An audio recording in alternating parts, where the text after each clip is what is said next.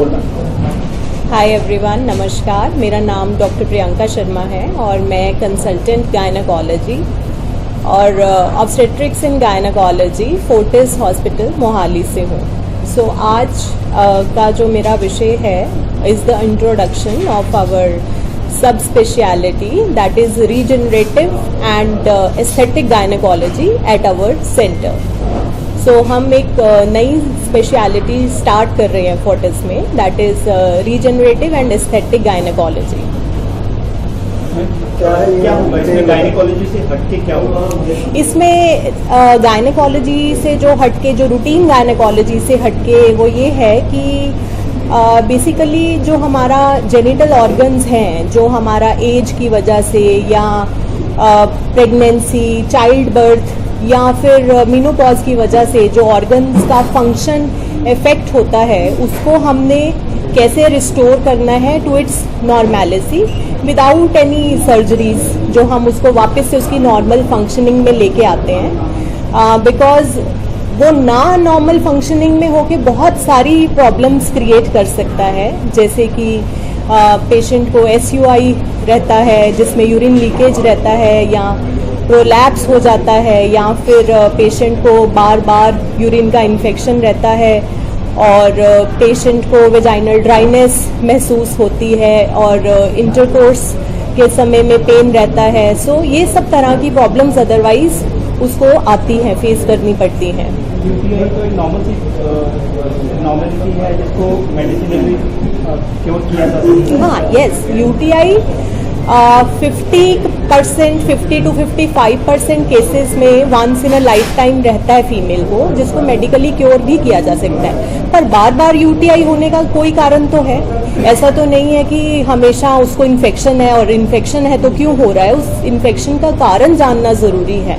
That is कि newer studies ने अभी फाइंड आउट किया है कि इतना वेजाइनल लैक्सिटी आ जाती है चाइल्ड बर्थ के बाद में, या फिर प्रेगनेंसी वेट गेन के बाद में, कि that vagina becomes prone for more again and again repeated infection, जिसकी वजह से UTI बार बार होता है। ऐसा नहीं है कि फीमेल्स को अंदर कुछ बैक्टीरिया ऐसे रह जाते हैं जो मेल्स के अंदर नहीं रहते, and then it causes again and again infections.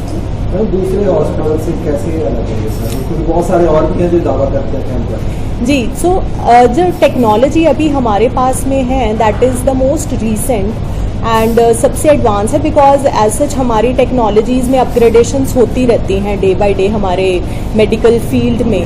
सो अभी जो हमारे पास है इसमें पेशेंट को ना तो किसी प्रकार की कोई एडमिशन चाहिए, ना ही उसको अपनी जॉब से ऑफ लेना है, and it's just quick 10 minutes में उसका ट्रीटमेंट सेशन हो जाता है। येस, पेशेंट को मल्टीपल ट्रीटमेंट सेशंस 3 to 4 चाहिए, but quickly he patient can recover from these conditions.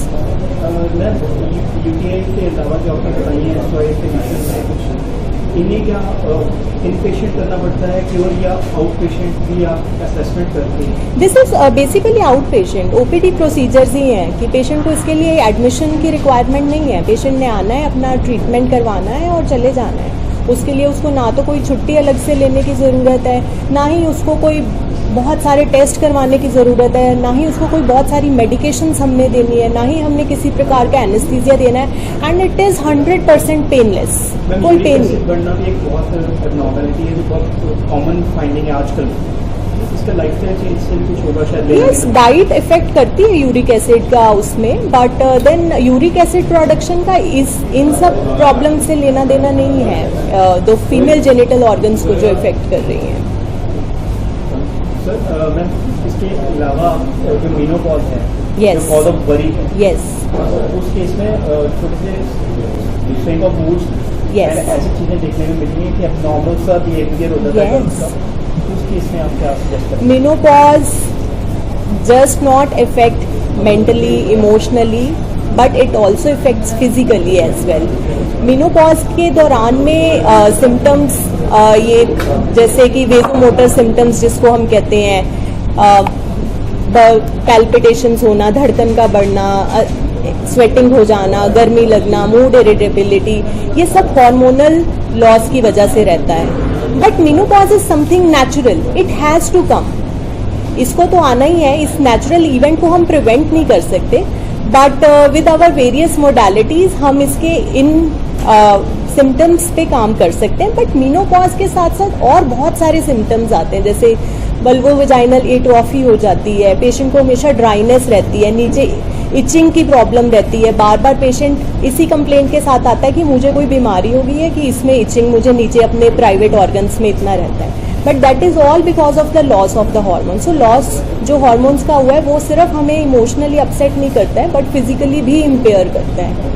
Dehydration के लिए डिहाइड्रेशन कॉज करता है कुछ इस केस में, क्योंकि आजकल डिहाइड्रेशन मेनोपॉज का एज सच डिहाइड्रेशन से लेना देना नहीं है, बट यस यूटीआई को मोर प्रोन कर नहीं यूटीआई को प्रोन कर देता है डिहाइड्रेशन. जैसे patient becomes more prone for UTI, urinary tract infections.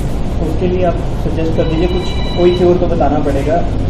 Yes, so patient should take at least 3 to 4 liters of water daily. और अपना जो वेजाइनल एरिया है उसके लिए कोई स्पेशल क्रीम्स या ऑइंटमेंट्स या सोप्स यूज करने की ज़रूरत नहीं है. You just clean it with clean water and dab dab dab it. इसको ड्राई करना है. That is it. लूज आप अंडरवेयर्स अपने पहन सकते हैं रात के टाइम सोने में. अदरवाइज और कोई ऐसा नहीं है कि आपको ये भी खाना है या वो भी खाना है या क्रीम्स यूज करनी है to make that area hygienic. Thank you. Welcome.